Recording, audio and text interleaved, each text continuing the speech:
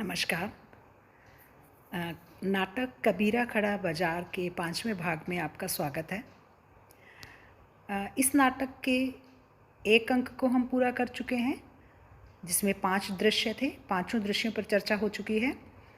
इसके नाटक के 5वें भाग में आज हम दूसरा अंक शुरू करने वाले हैं। दूसरे अंक के पहले दृश्य पर बात करने जा रहे हैं। दृश्य का प्रारंभ होता है पीपा, सैना, बशीर सड़क के किनारे एक चबूतरे पर बैठे हैं और चर्चा कर रहे हैं और उनकी चर्चा के केंद्र में है कबीर।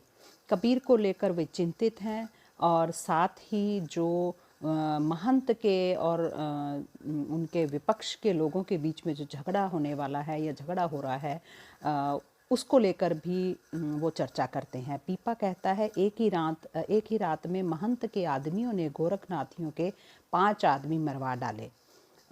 झगड़ा ये है कि महंत नहीं चाहते कि दोनों मठों के दरवाजे साथ साथ हों। तो इस तरह से धर्माधिकारी जो ठेकेदार हैं वो उनमें भी परस्पर वर्चस्व की लड़ाई है और वे भी अपने आप को सर्वे सर्वा मानते हुए दूसरे को ख़त्म कर देना चाहते हैं। कबीर की ही भांति पीपा, सैना, बशीर भी जब कभी ऐसा मौका आता और वे किसी संत से, किसी महंत से, किसी मठाधीश से, किसी पंडित से, किसी साधु या ब्राह्मण से शास्त्रार्थ करने का प्रयास करते या तर्क वितर्क करने का प्रयास करते या तर्क के माध्यम से गलत को गलत सिद्ध करने का प्रयास करते तो उन्हें मार पड़ती, उन्हें मारा जाता, धमकाया जाता, पीटा जाता।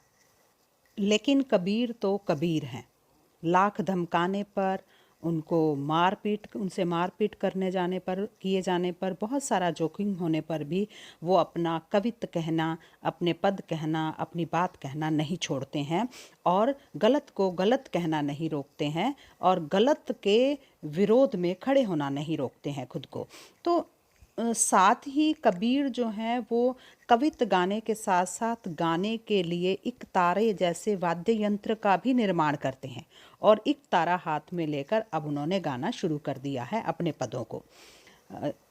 इस दौरान कबीर, पीपा और सैना के बीच में जो वार्तालाप होता है उससे ये स्पष्ट होता है कि कबीर के इस दुस्साहस को लेकर उसके परिवार के लोग कितने चिंतित हैं। उनके पिता हैं, चाहे उनकी माता है और यहाँ तक कि माता तो अब कबीर के विवाह के बारे में भी सोचने लगी है कि अगर इसका विवाह कर दिया जाए तो शायद यह इस तरह से लोगों के झगड़ों के बीच में बोलता है या दिन भर बाहर घूमता है या लोगों को गलत और सही बताता है तो वो कहना बंद कर देगा और इसके ऊपर इसकी जान पर जो जोखिम है वह भी कम हो जाएगा।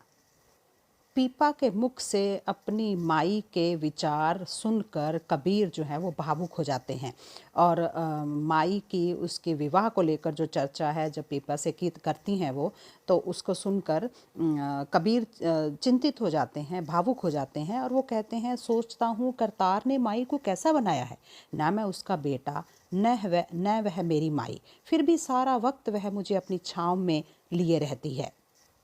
जब भी कोई आंधी चलती है तो अपनी दुबली पतली सी काया से मुझे अपनी ओट में लेती है कि आंधी बवंडर के थपेड़े उस पर पड़े, कबीर बच जाए। इतनी छोटी सी तो है यह मेरी माई, फिर भी समझती है सभी मुसीबतों से मुझे बचा लेगी। माई के दिल में जैसे कोई बाती जलती रहती है, प्रेम की बाती, उसी की लौ में वह सारा वक्त जीती है।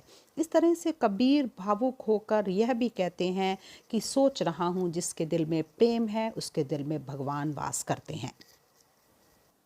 तभी कबीर के मित्र रैदास अपनी संदूकची के साथ वहाँ पर प्रवेश करते हैं और बताते हैं कि उनको भी घर से निकाल दिया गया है, बापू ने उनको भी घर से बाहर का रास्ता दिखा दिया। इस तरह से कबीर ही नहीं, कबीर के साथियों के जो परिवार के लोग हैं, परिवारजन हैं, वे भी जो निडर होकर ये कवित्त गाते हैं, भजन गाते हैं, डोमों चमारों की बस्ती में जाते हैं, उनके दुख सुख बांटते हैं, तो उससे दुखी हैं और चिंतित हैं। परिवार के जन भी चाहते हैं कि किसी न किसी तरह से ये इस रास्ते को छोड़ दें। तभी सैना बताता है कि कुरुक्षेत्र के महंत कोतवाल से मिलने गए थे और डोमों की बस्ती को उखड़वाने के लिए जो महंत के मठ के सामने पड़ती है, उसके लिए वो कोतवाल को आग्रह करने के लिए गए थे। जबकि बस्ती के डोम चमार ये समझते हैं कि ये नया मठ बनेगा तो उन्हें रोजगार मिलेगा, जबकि महंत और कोतवाल जो हैं मिलकर उनको बेघर करना चाहते हैं और उनको वहाँ से हटा देना चाहते हैं। तभी वहाँ पर उसी साधु का प्रवेश होता है जिसने यात्रा के दौरान बच्चे को चाबुक चलाकर उसकी पिटाई की थी।